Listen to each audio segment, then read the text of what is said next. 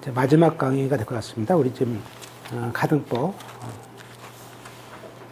뭐 오늘 자료하고 지금 이제 후반부 하고요. 예규비까지 하고 보고 마치겠습니다. 제가 지난 자료에 이어서 이제 지난 자료가 아마 그거를 빼시고요. 요걸로 대체하시고 204페이지인데 약간 좀 손을 봤어요. 그래서 지난번에 이제 이중 등록부 봤었는데 이중 등록부에 대해서는 이제 우리가 직권으로 정리하죠. 그래서 우리가 등록부가 두 개다. 그럴 때는 우리가 일단 독일인에게 두 개다. 그럴 때는 직권으로 한다는 걸 알 수 있습니다. 3조를 보면요. 3조에 3조에 이렇게 이중 등록부가 있다 했을 때는 1항의 사실 시험 현장이 등록 사무 처리 중에서 이중 등록으로 의심되는 사람을 발견할 때는 경찰청장에게 사실 조회를 하고, 그죠?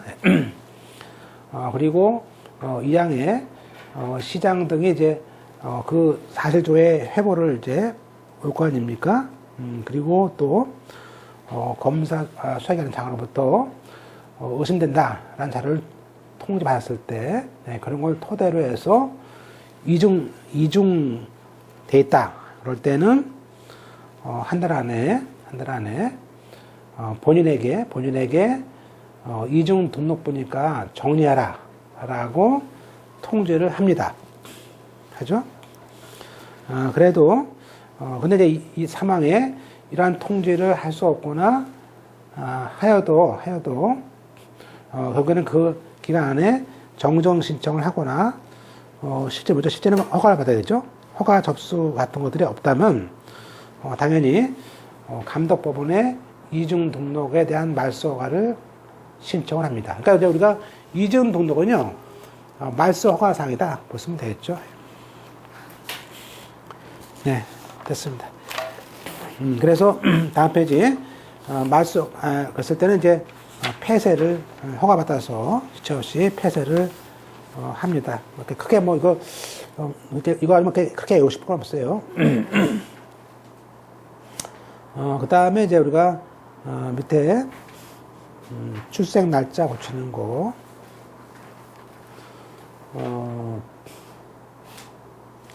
자, 우리가 이제 밑에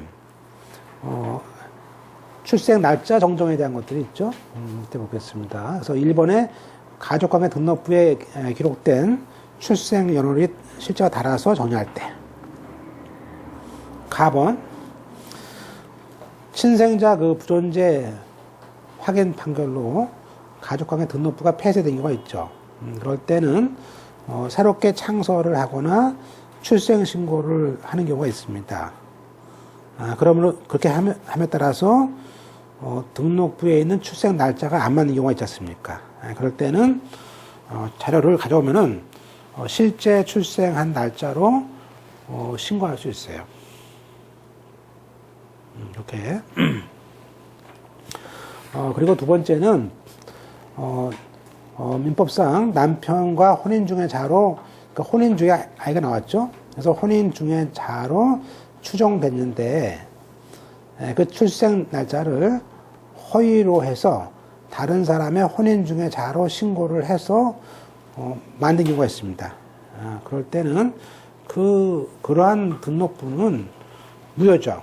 무효이기 때문에 위법하고 무효이기 때문에 폐쇄를 하고요. 이때는 출생한 날짜를 사실대로 하는 정정을 오히려 할 수 없다. 오히려 그 등록부가 무효다. 그리고 재외동포에 대해서는 특별하게 연령 감정서를 가져오면 고칠 수 있다 말하고 있습니다. 외국인의 의사가 하더라도. 그리고 이 출생 날짜에 대해서는 허위 신고한 뒤에 실제로 했을 때 당연히 뭐 과태료는 내야 되죠. 과태료는 내야 됩니다. 그런 것들. 2번은 뭐냐면 2번은 지금 출생 연월일을 사실은 뭐죠? 정당함에도 허위로 이제 이 출생한 날짜를 바꾸려고 하는 것들이 많습니다. 그래서 이것을 악용할 수 있기 때문에 또 달라진 신문을 이용해서 한마디로 뭐죠? 외국으로 튀는 거죠. 외국으로 이제 나가기 위해서 이렇게 하는 경우가 있는데 한마디로 여권을 만들기 위해서 이렇게 하겠죠. 예, 그럴 때 우리가 세심한 주의를 해야 되는데 따라서 출생 연월 정정 사건에 대해서는 일단은 정과 조회가 들어가고 신용 정보 조회를 합니다. 가끔 어떤 분이 예전에도요. 제가 주민번호 중에 하나만 바꾸면요 여권이 바뀌니까 그래서 이쪽에 밀수 같은 거 하시는 일 것 같아요. 밀수하는 것 같은데 바꿔달라고 하는 사람들도 있어요. 그래서 그런 경우는 이제 걸리기 때문에 안 되죠. 그 다음에 출생한 날짜 고치는 건 쉽지 않습니다. 근데 이제 이런 것들이 더 없으면 고칠 수도 있습니다. 그 다음에 넘어가서 쭉 가겠습니다. 자, 친생 부인 판결, 친생자 관계 불존재 판결 등이 있어요. 네, 이것도 그냥 넘어가겠습니다. 우리가 나오는 것들이 아니에요. 그냥 실무하실 때 보시면 될 것 같고요. 그 다음에 이제 넘어가서 자 210페이지 5번에 오른쪽에 성절환자에 대한 것은 제가 이따가 얘기를 하나 드릴 겁니다. 그거 보고요. 이따 보고요. 그리고 이제 오늘은 불복 절차를 보죠. 불복 절차를. 자 212페이지입니다. 109조.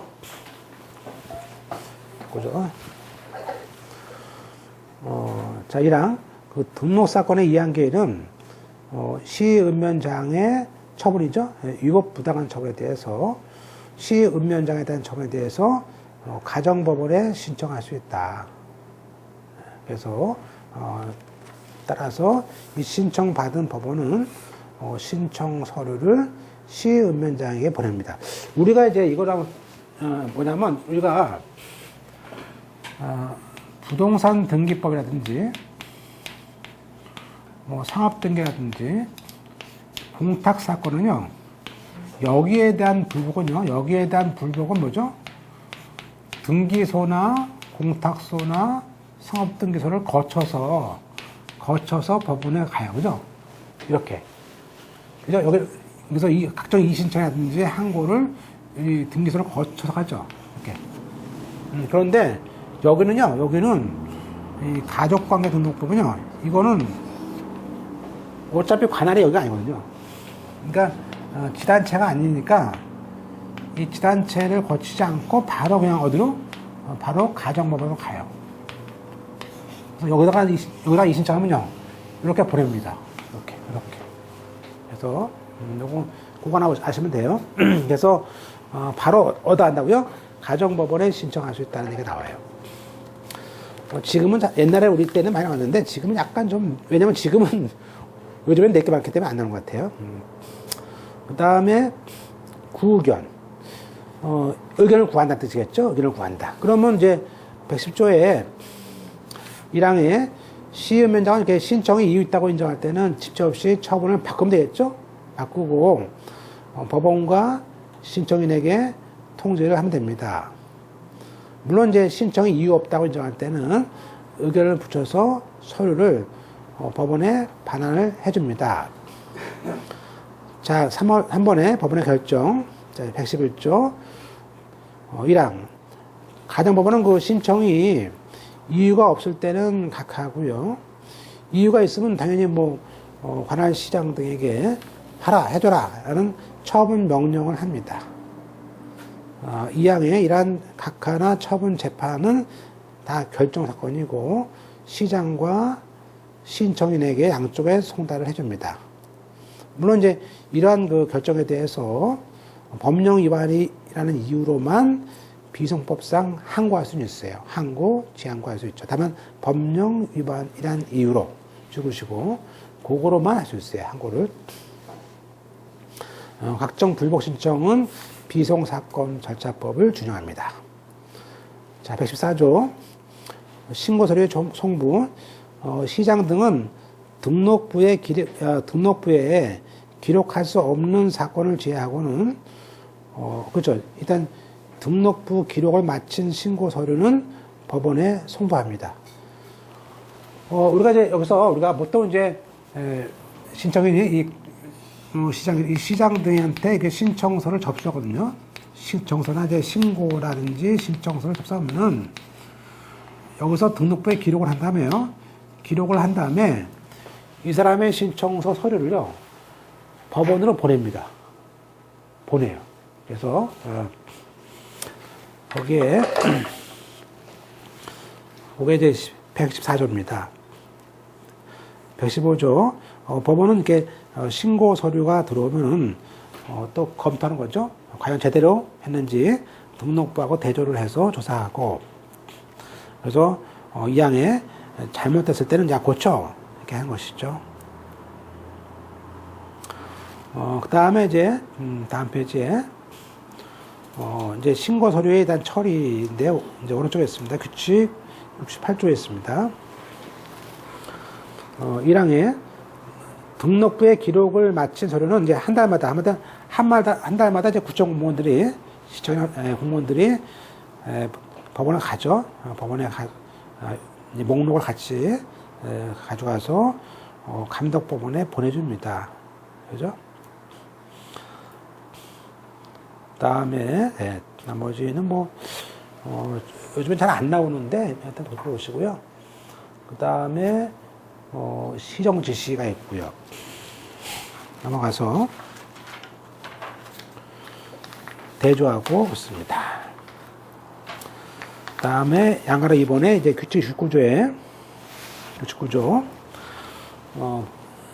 가족관계 등록에 되어 있지 않는 사람에 대해서 신고 서류 그 밖에 등록할 수 없는 신고 서류는 시읍면장이 접수 순서에 따라서 특정 신고 서류 편철장에 편철합니다. 왜 등록을 임시로 하는 거죠? 이렇게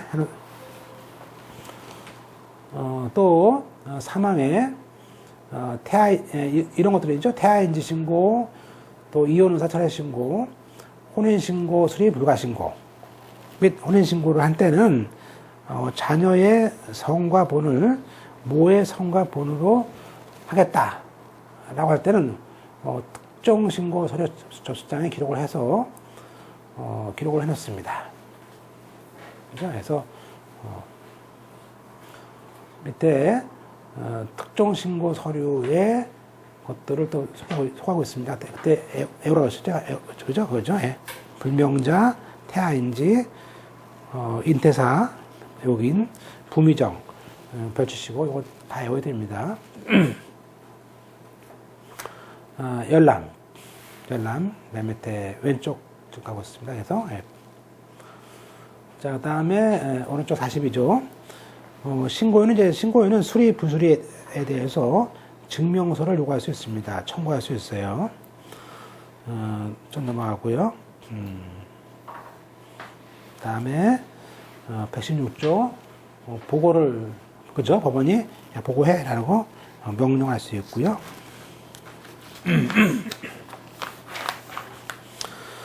그 다음에 이제 여기는 뭐 잘 나오지 않는데요. 여기도 벌칙이 있고요. 17조가 있고, 18조가 있습니다. 벌칙이 있고, 그 다음에, 특히 벌칙의 그 4번에, 4호죠, 4호에, 이게 지금 이제 온라인, 어떤 등록 사무에 대한 승인 절차 없이 온라인 정보에 대한 입력 변경하는 거, 또, 그리고 온라인을 통해서 등록부 정보를 알아낸 경우, 이런 것들도 우리가 형사벌로 처해왔습니다. 그래서 지금은 이게 안 된다 그러죠. 지금은 이게 옛날에는 동사무소 직원들 알면은 뭐 된다 그러는데 이게 열람하면요. 열람을 하는 순간에 열람자가 찍힌대요. 이렇게 컴퓨터에. 자기가 그죠? 예를 들면 뭐 내 친구 누구 이렇게 하고 싶잖아요. 그죠? 이렇게 그냥 딱 찍히는 거지. 네, 네. 그러니까 나중에 고발당하면 이제 그 사람이 누구 연락했다는 딱 뜨니까 잘 안 해주려고, 안 해주려고. 그렇다고 뭐 안 할 수 있을까 싶긴 한데, 하여튼, 그 나중에 꼭 붙어졌거든요. 나중에 한번. 벌칙. 또 등록을 요하지 않는 사람이 거짓말로 신고하는 것도 처벌했죠? 네, 그러니까 뭐, 이 정도 알 수 있다. 조심하시면 되겠습니다. 예. 법인도 처벌받고요. 그 다음에 과태료.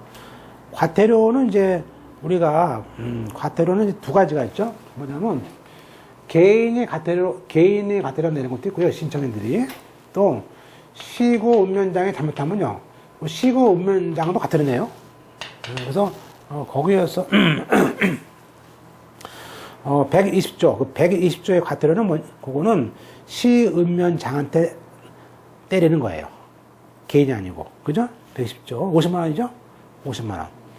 50만 원이고, 개인 같은 경우는 122조죠? 122조.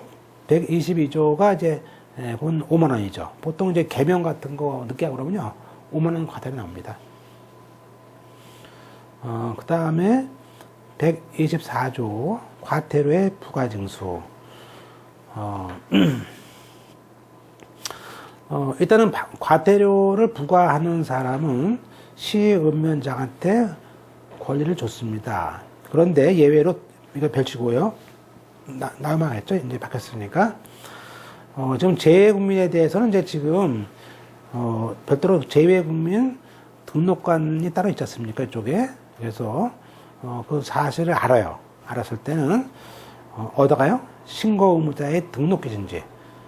그 다음에 등록기준지로 통지하고요. 그 등록기준지에 있는 시읍면장이 과태료를 때리는 거예요.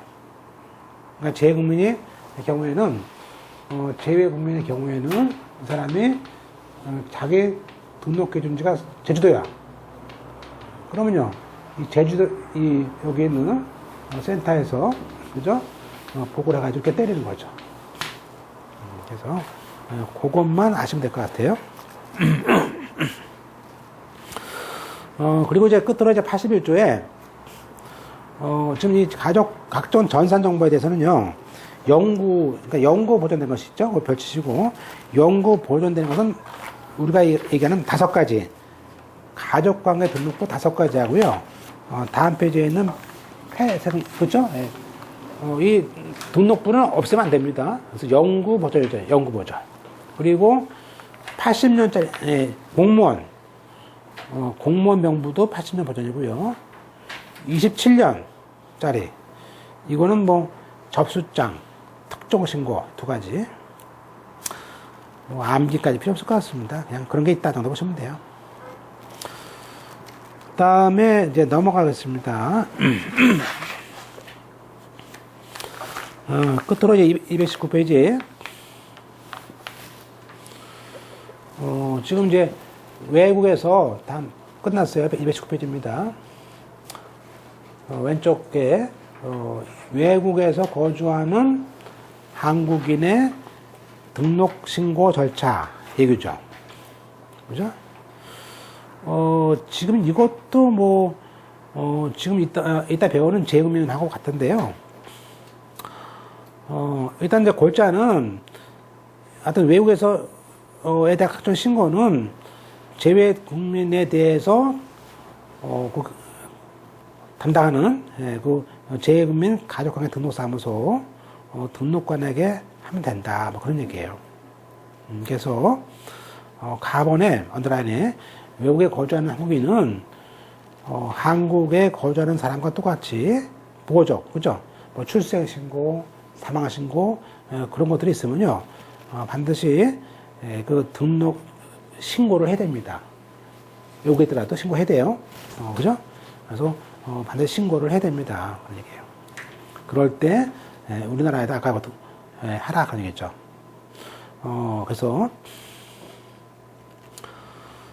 나번에 따라서 보고조 신고의 대상은 그 나라에서 그러니까 그 나라에서 신고했겠죠. 근데 그 나라에서 사망했어요. 그럼 당연히 미국에서 사망 신고했겠지. 그러니까 미국에서 사망 신고했다고 우리나라 것이 면제가 되는 것은 아니다. 그런 뜻이에요. 그래서 우리나라에 따라서 가등법상의 신고 의무가 면제되는 게 아니에요. 그죠? 그리고 다번에 그러한 신고는 주로 이제 출생, 사망, 재판상 인지, 재판상 이혼 배웠죠? 각종 그런 증서에 따른 신고들 다 신고해야 됩니다. 그러니까 미국에서 이혼에 따르면 재판상 이혼 같은 것도 신고를 하라 그런 뜻이에요. 예, 그다음에 그래서 이번에 외국에 있는 한국인의 등록 신고 절차는 우리가 등록 기준지에 할 수도 있고 아까 재국민센터에 할 수도 있고 그게 들어온 거죠. 네, 들어왔습니다. 그 다음에 이제 우리가 쭉 가서 예. 자, 나번에 이제 증서 등본을 내서 하는 방법이 있고, 다번에, 외국에 거주하는 한국인이 그 나라 방식으로 신분 변동에 대한 보고조 신고에 대한 절차. 그죠? 똑같죠? 1번도. 거주지 나라 방법이 정한 방식에 따라서 그 나라에 따라서 보고조 신고를 했다고 우리나라에서 한 걸로 볼 수 없죠? 그죠? 그건 따로 해라 이거예요. 그래서 이번에 따라서 외국에 거주하는 한국인이 그 나라에서 재판상 이혼했다고 그 신고한 다음에 우리나라한테 수리 증명서를 가져오면 되겠어요, 안 되겠어요? 별도의 이혼 신고를 해야 되는 것이지 그 나라에 대한 수리 증명서 가져오면 해줘요? 그건 그러한 기록은 할 수 없다. 이것이고. 그죠? 3번에, 자, 그러면 이번에는, 우리가 외국에 거주하는 사람이 한국인 이제 아이가 태어나거나 사망했어요. 가장 고유한 놈이 출생과 사망이죠. 그러면 출생과 사망은 우리가 만약에 등록 신고서에, 그 신고서를 이제 우리나라에 출생 신고하면서 그 나라에서 받은 출생 증명서나 사망 신고서를 가져오면 되죠. 그건 되지. 신고서 속에다가 첨부하면 되죠. 그 얘기예요. 3번은. 첨부할 수는 있다. 4번에 또 외국에 있는 한국인이 외국에서 판결, 즉 재판상 이혼, 재판상 인지 다 보신 거죠? 이런 신고를 해서 그 나라 방식에 따라서 이혼 신고를 했어. 그렇더라도 그거 가지고 그 신고서에 첨부할 마치 판결을 받은 걸로 가름할 수 없습니다. 안 돼요. 이게 나왔죠? 기출문제죠. 그래서 왜냐하면 우리나라에서 다시 우리나라에서 집행 판결을 또 받아야 돼요. 그래서 그거가 이제 냈어요. 자, 이제 이렇게 해서 이제 우리가 222페이지죠. 자료가 됐고, 이제, 다 끝났고요. 근데 이제 올해 들어와서 올해 겨제에 없는 게 뭐냐면, 지금 작년도 말에 재외국민에 대한, 거기 가족관계 등록사무소에 가족관계 등록관이라는 제도가 들어왔습니다. 그래서 여기에 있는 게 이제 시험이 나올 것 같습니다. 그죠? 나오겠죠. 이제 지금부터 없으니까. 그래서 나와야 한 개 나오겠죠. 근데 일단 이제 그게 나오니까 한번 이제 요걸 통해서 지금 보고요. 오른쪽에 예규 3가지는 이제 요 강의 때 같이 듣고 또 별도로 이거 특강 같이 할 것입니다. 일단 이제 이거를 한 이유는 뭐냐면요. 거기 가발에 보면 그림 보시면 예전에는 예컨대 제외 공간에서 접수를 해요. 그러면 그걸 이제 외교부로 와요. 그죠? 그러니까 옛날에는 제외 공간은요, 반드시 뭐죠?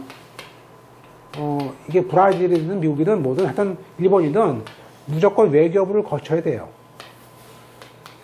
그러니까 외교부에서 이거를 또 분류를 해요. 그런 것마다. 그죠? 그래서 일단 보내는 건 보내는 건 보내는데, 여기에서 와가지고 분류하는데 보통 한 달, 두 달이야. 어떤 경우는요, 안 해줘요. 바빠가지고. 그죠? 그리고, 그 다음에 또 이것도 등록사무소에다가 쏴야 할 거 아니야. 또 기존지에다가. 이게 또 오래 걸려. 그죠? 그래서, 보시면, 거기에 보시면 이제 보통 재공관에서 외교부로 오는데, 또 외교부에서 시군구로 오는데, 또 시군구에서 다시 또 법원으로 오는데, 그래서 보통 이제, 예컨대 중국 사람하고, 뭐 중국에 있는 외국인하고, 그죠? 우리나라 사람하고 같이 이혼한다 그러면요, 같은 한국인이 하더라도요, 보통 3개월에서 5개월 걸려요. 그러니까 문제가 굉장히 많은 거야. 그래서, 지금은요, 며칠로? 4일로. 4일 건너 4일. 그죠? 지금은 아예, 보세요. 밑에, 제 공간에서 온라인으로, 인터넷으로 딱 쏜다.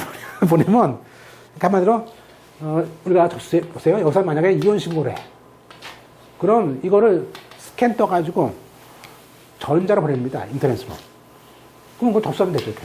그런 식으로 해서 바로, 그러니까 전자문서로 만들어가지고 보내면 외교부에서 바로 분류를 안 합니다. 왜? 왜냐면 외교부에서 이거 몰라. 이거. 업무를 몰라. 이 업무를. 그래서 이 사람들은 도대체 뭘 거치냐, 왜? 그래서 외교부가 아니고 바로 다이렉트로 어떻게 합니까? 다이렉트로 제외 국민만 다루는 전담 센터를 만들었단 말이에요. 그래서 바로 글을 쏴버리면 오는데 이틀, 천연데 이틀, 최소한도 길어봐야 4일 안에 다 끝날 정도로 해서 지금 아주 좋아졌죠. 좋았습니다. 그래서 이제 우리가 이제 알아야 될 것이 뭐냐면 과거에 지방자치단체에서 위임했던 업무를 제외 국민의 경우에는 법원이 가져왔어요. 그죠? 우리 걸로 가져왔습니다. 그래서 거기에 어느 쪽에 보시면 이제 법원 행정처 소속으로 가져왔습니다. 그래서 거기 따라서 이제 제가 이거 끝나고 이제 이 얘기가 들어왔는데 제일 중요한 게 두 개죠. 1번, 2번. 오른쪽에. 그래서 재국민에 대한 또는 사무소가 뭘 하느냐. 또 등록관이 누가 등록관이냐. 또 그 신고에 대한 것들. 그 밖에 이제 3번은 옛날에 있던 겁니다. 그래서 별도의 특례법인 창설에 대한 거, 정정, 정리. 이 세 가지에 대한 별도의 특례법을 보면 이제 맞을 것 같습니다. 그래서 여기서 아마 1번과 2번에서 나오겠죠? 예자 문제가. 그래서 그거를 이제 보죠.